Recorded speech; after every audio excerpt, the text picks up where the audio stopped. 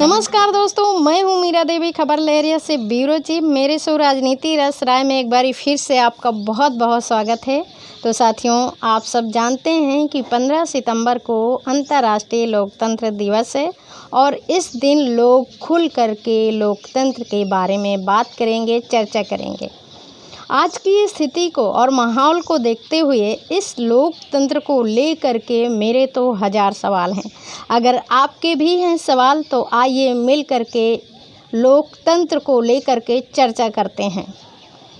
इस दिवस को मनाने के लिए मैं बधाई तो नहीं देना चाहती, लेकिन हाँ, वो लोग बधाई के पात्र हैं मेरे लिए जिन्होंने इस दिवस को मनाने के बारे में सोची।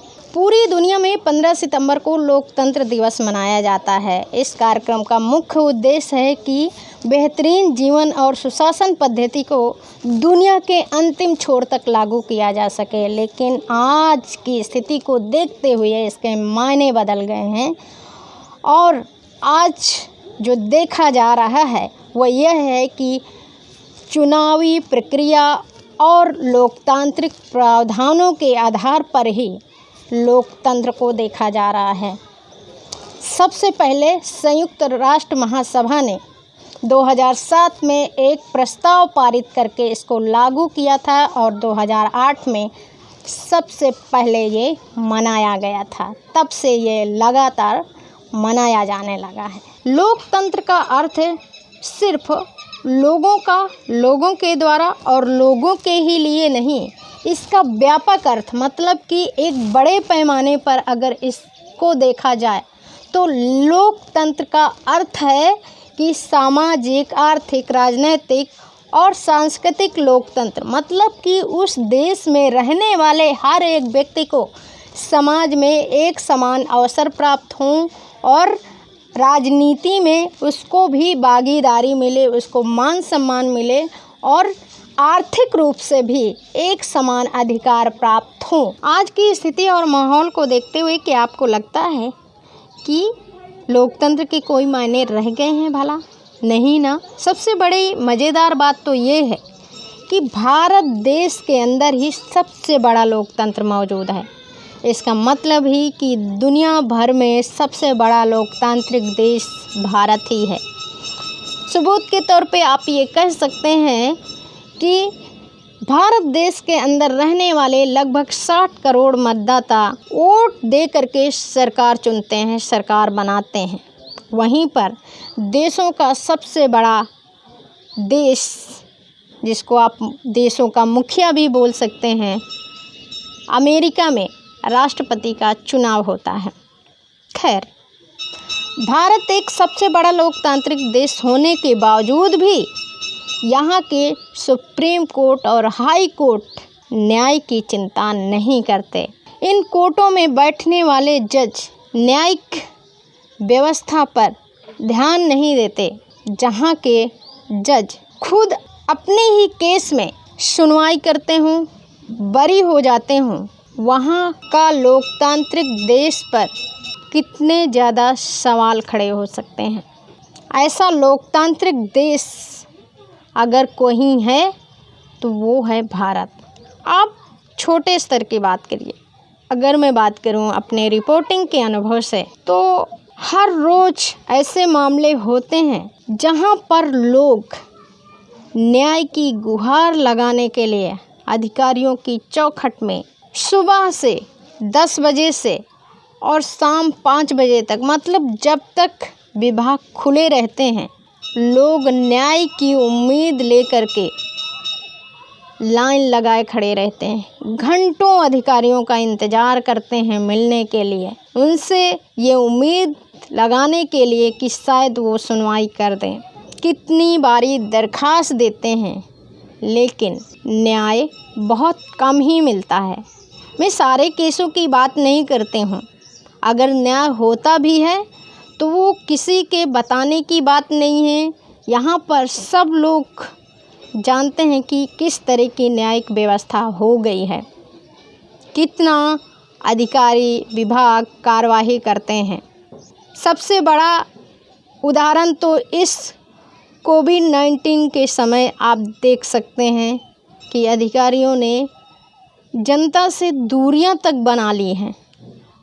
कोविड की आड़ में मिलते तक नहीं हैं। एक बॉक्स बनवा दिया अपने कार्यालयों के बाहर, जहां पर लोग आते हैं, दरख्वास्त डाल के चले जाते हैं उम्मीद के साथ, फिर आते हैं, फिर डालते हैं, फिर आते हैं, फिर डालते हैं। कितनी बारी नहीं लोग दरख्वास्त देते हैं, लेकिन फिर भी कार्रवाइयाँ नहीं होती हैं। तो ऐसे में कैसा लोकतंत्र है? कैसे लोकतंत्र की बात की जाए? किस उम्मीद के साथ? फिर भी लोग आते हैं एक उम्मीद के साथ। लोगों का ये कहना होता है कि कानून के हाथ बहुत लंबे हैं, कानून के नज़र में सब बराबर हैं, इसलिए वो बार बार दरख्वास्त देते हैं। शायद ही इस बारी नहीं तो अगली बारी सही कोई उनकी सुने और उनको न्याय मिले। कहने को तो है कि भारत देश दुनिया का सबसे बड़ा लोकतांत्रिक देश है, लेकिन जितना बड़ा लोकतांत्रिक देश है उतनी ही ज़्यादा न्याय की उम्मीदें कम हैं। इसके मायने जो हैं लिखे हैं सोशल साइंस की बुक में, किताब में, कि लोकतंत्र का मतलब है सामाजिक, आर्थिक, राजनीतिक और सांस्कृतिक रूप से एक समान अधिकार प्राप्त हों। लेकिन क्या आपको लगता है कि प्राप्त हैं? ये आपसे बताने की बात नहीं है कि कितना ज़्यादा लोगों को समान अधिकार प्राप्त हैं। वो तो देश के अंदर रहने वाले लोग अच्छी तरह से जानते हैं। उदाहरण के तौर पर अगर मैं बात करूं महिलाओं को लेकर के, उनके साथ होने वाली हिंसा को लेकर के, चाहे वो जैसी भी हिंसा हो, शारीरिक, मानसिक, आर्थिक या और भी तरह से, ससुराल के केसों को लेकर के। हाँ, मुझे एक उदाहरण याद आता है जिसका मैंने कवरेज किया था कि अतर्रा की एक महिला रहने वाली है। वो अपने पति की मौत के बाद चित्रकूट के एक स्वास्थ्य विभाग में जो प्राइवेट है वहाँ पर जॉब करने लगी, अपने 2 बच्चों को लेके रहने लगी। कोविड-19 के समय उसकी जॉब चली गई और वापस आकर के वो अपने ससुराल में पति के हिस्से में रहना चाहिए। उसके ससुराल वालों ने हिस्सा तो दिया ही नहीं, मतलब उसके हिस्से की ज़मीन में रहने नहीं दिया, जो उस महिला का आरोप है, जो मैंने कवरेज किया है। तो उस महिला को रहने तो दिया ही नहीं, ऊपर से उनके साथ मारपीट, बहुत ज़्यादा हिंसा करना शुरू कर दिया। वो अतर्रा थाने गए, लेकिन वहाँ पर कार्रवाई नहीं हुई। 1 बारी, 2 बारी, 3 बारी, कई बारी गई। जब कार्रवाई नहीं हुई तो वो एसपी के पास आई। एसपी के पास 3-4 लगातार घूमती रही, लेकिन कोविड-19 के चलते उसकी दरख्वास्त लेने से भी मना कर दिया गया। कहा गया इस बॉक्स में डाल दो या इस कर्मचारी को दे दो। वो महिला चाह रही थी कि वो एसपी से मिले और उसको न्याय मिले, लेकिन नहीं हुआ। अंत में वो वकील की शरण में गई। मीडिया ने उस पर कवरेज किया। मैम, मैं एसपी साहब को ज्ञापन देने आई थी क्योंकि मेरे बच्चे भूखों मर रहे हैं। मैम, मेरी हालत देख रही मैम, मैं कुछ नहीं खाती पीती, मेरे पास इतना पैसा नहीं है। क्या हो गया, पूरा मामला बताइए। मैम, मेरे सास ससुर मुझे कुछ नहीं देते, खाने पीने को भी नहीं देते, हर कमरे में ताला लगाए हैं, पानी में ताला।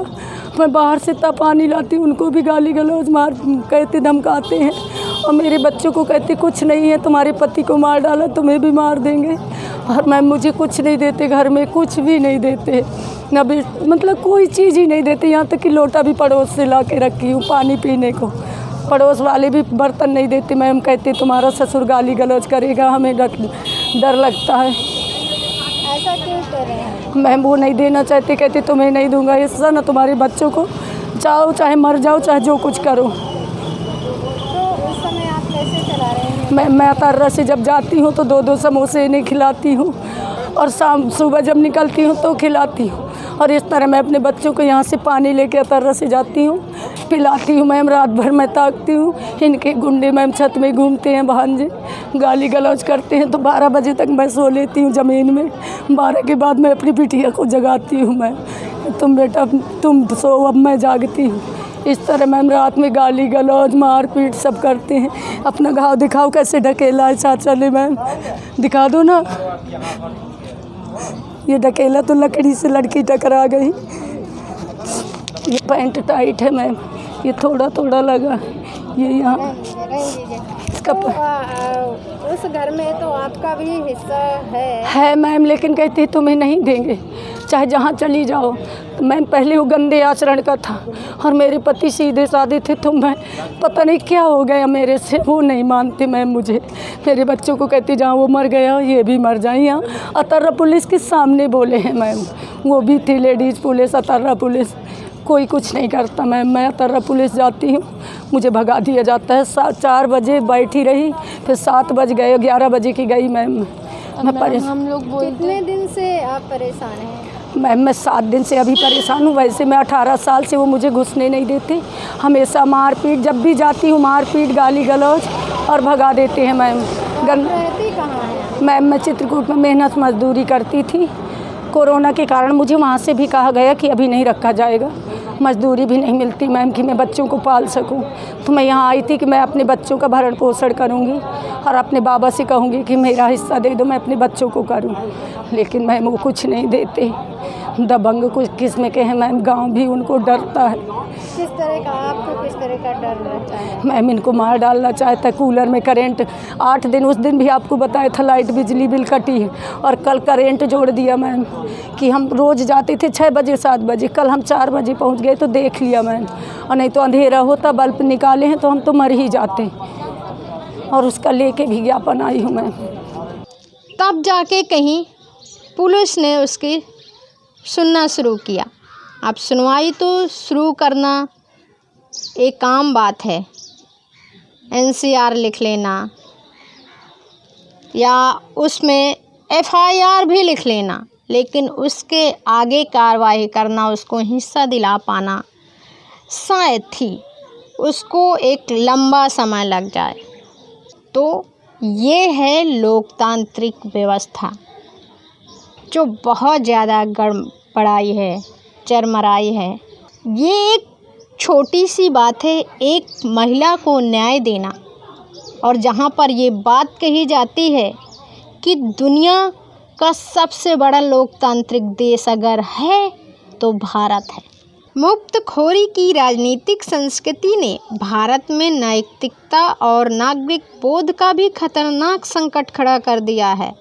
आज पूरे मुल्क में लोकतंत्र मतलब चुनाव जीतने की मशीन बन कर के रह गया है। लोक कल्याण का संवैधानिक लक्ष्य सत्ता के संघर्ष में पिस चुका है। हमारा राष्ट्रीय चरित्र जिन लोगों को देखकर बनता था, आज वो खुद लोकतंत्र पर ताला लगाकर परिवार के शोरूम खोलकर मज़े कर रहे हैं। भारत के सभी राजनीतिक दल घनघोर अलोकतांत्रिक प्रक्रियाओं से संचालित हैं। जाहिर है लोकतंत्र की जगह परिवारवाद कायम है, तो भारतीयों के लोक जीवन में कैसे आएगा लोकतंत्र? न्यायपालिका में परिवारवाद, विधायिका में परिवारवाद और कार्यपालिका में भ्रष्टाचार, तो कैसे कायम हो पाएगा आदर्श लोकतंत्र? सच मायने में आज लोकतंत्र सत्ता का खेल बन करके रह गया है। तो दोस्तों, इन्हीं सवालों और विचारों के साथ मैं लेती हूँ विदा। अगली बारी में फिर आऊँगी एक नए मुद्दे के साथ, एक नई चर्चा के साथ। लेकिन जाने से पहले आपसे ये ज़रूर कहना चाहूँगी कि अगर इस शो की चर्चा आपको पसंद आई हो तो अपने दोस्तों के साथ शेयर ज़रूर करें, लाइक करें, कमेंट करें। और सबसे ज़रूरी बात ये भी है कि अगर हमारे चैनल पर आप नए हैं तो चैनल को सब्सक्राइब कर लीजिए, बेल आइकन ज़रूर दबाइए ताकि हर शो और ख़बरों का नोटिफिकेशन सबसे पहले आप तक पहुँचे। तो अभी के लिए बस इतना ही, मिलूँगी फिर अगले शो में, तब तक के लिए नमस्कार।